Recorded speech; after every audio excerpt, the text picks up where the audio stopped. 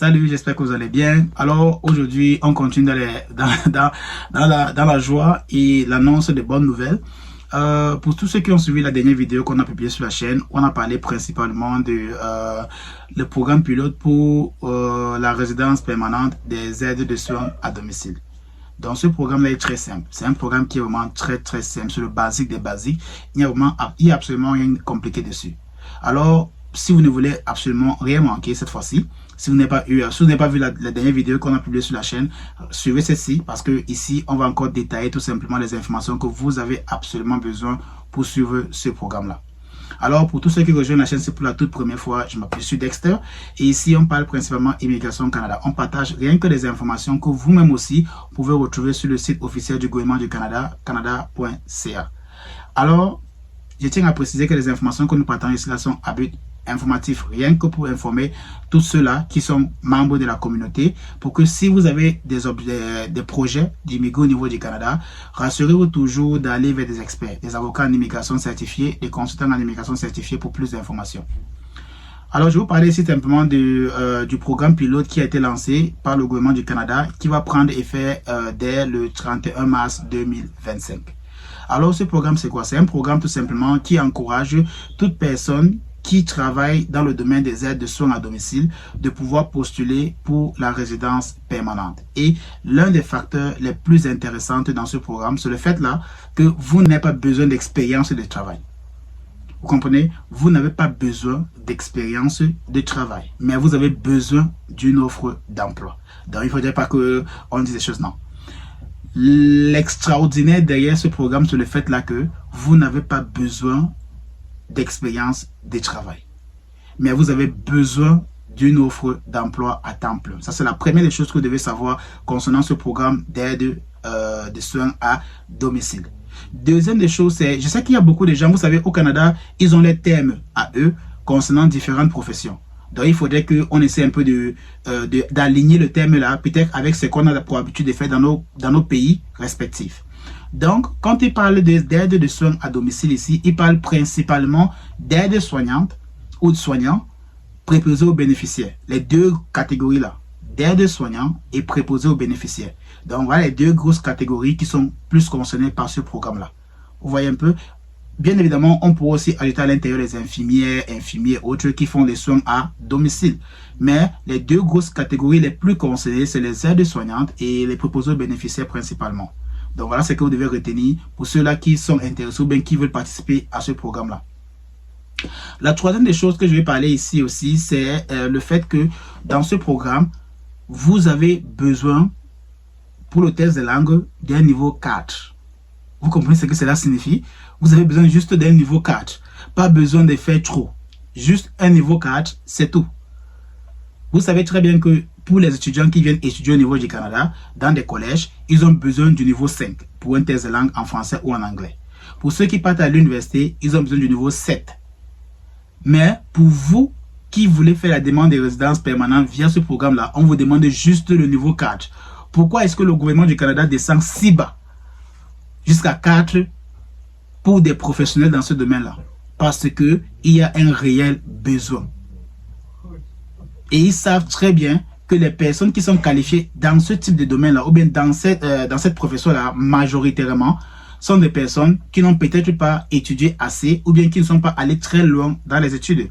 Ou peut-être c'est des personnes qui ont arrêté très tôt l'école et qui ont commencé à travailler dans ce secteur-là. Et vous voyez, c'est un peu difficile pour les demander à ceux-là de retourner à l'école, obtenir un diplôme supérieur pour revenir encore travailler dans le même domaine. Donc, ce qui fait que le gouvernement a mis simplement en disant que, écoutez, ceux qui sont déjà dans le domaine là, ou bien même ceux qui aspirent à être dans le domaine là, sachez que voilà les différents critères. Vous avez juste besoin d'un test de niveau 4, donc vous avez besoin d'un test de langue de niveau NCLC 4, c'est le basique. Même celui qui n'a pas trop appris le français là, peut avoir le 4. Vous voyez un peu? Donc, niveau 4 et bien évidemment, avoir minimum, le dernier diplôme que vous devez avoir, c'est un diplôme d'études secondaires. Je précise encore, les termes au Canada ne sont pratiquement pas les mêmes termes qu'on utilise dans vos pays respectifs. Ici, au Canada, quand ils disent diplôme d'études secondaires, ils se focalisent rien que sur le secondaire dans votre pays. Ça veut dire dans votre pays, par exemple, je prends un exemple comme en Afrique francophone, le niveau secondaire, le diplôme d'études niveau secondaire, on appelle ça le baccalauréat. Mais au Canada, le baccalauréat cela est référé comme la licence. Donc, quand ils disent baccalauréat, pour eux, c'est la licence. Mais en Afrique francophone, quand on dit baccalauréat, c'est diplôme d'études secondaires. Donc, c'est le même niveau. Donc, voilà ce que vous avez besoin. Vous avez besoin d'un bac, diplôme d'études secondaires, un niveau bac, plus un niveau de thèse de langue NCLC 4 pour participer à ce programme-là. Donc, on a parlé pratiquement de deux choses très importantes. Et la troisième, c'était pas si important que ça parce qu'il fallait seulement faire au niveau thème, la différence entre l'utilisation des thèmes au niveau du Canada. Donc, j'ai dit, les deux choses les plus importantes qu'on a parlé ici, c'est quoi? Vous n'avez pas besoin d'expérience de travail, mais vous avez besoin d'une offre d'emploi à temps plein. Vous avez besoin d'un test de langue de niveau NCLC 4 et aussi obtenir ou bien avoir un diplôme d'études secondaires ou bien baccalauréat, tout simplement. Donc, voilà les trois choses que vous devez déjà obtenir. Maintenant, quand je parle de ne pas avoir de l'expérience, mais avoir un travail à temps plein, ça veut dire que vous devez absolument être au Canada. Parce que le volet qui va débuter le 31 mars 2025, ça concerne uniquement ceux qui sont au Canada. Oui, il y aura un projet pour ceux qui sont à l'extérieur du Canada. Mais pour le moment, si vous avez suivi la chaîne depuis au début de janvier 2025, je vous ai fait une vidéo où je vous expliquais que le gouvernement du Canada a mis un quota du fait qu'ils veulent que la grande majorité de toutes personnes, la grande majorité des résidents permanents en 2025 soient ceux qui sont déjà au Canada. Voilà pourquoi ils commencent d'abord au Canada. Parce qu'ils veulent combler, ils veulent obtenir ce quota-là.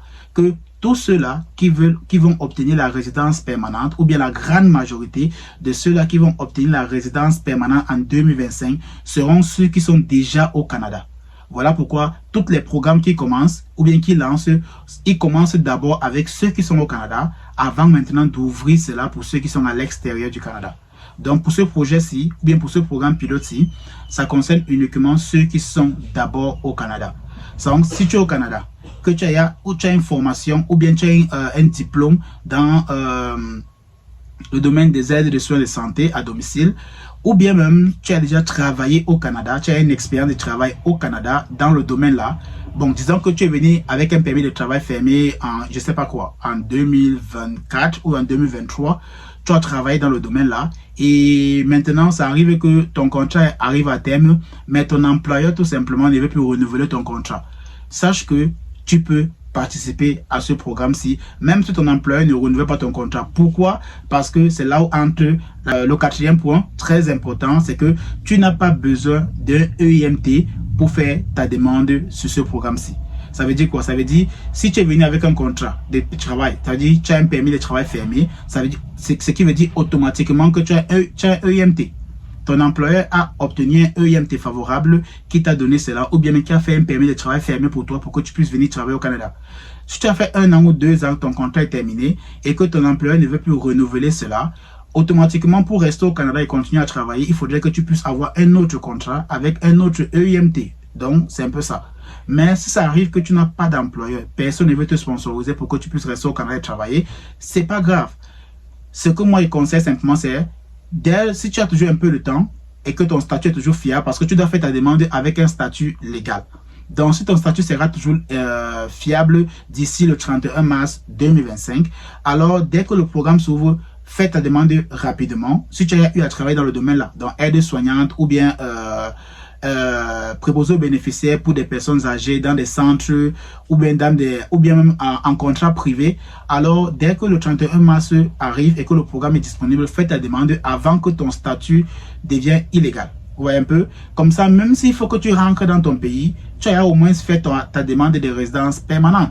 Et là maintenant, quand tu seras tiré, tu pourras tout simplement suivre avec la documentation et autres et espérer simplement que tout marche bien pour toi.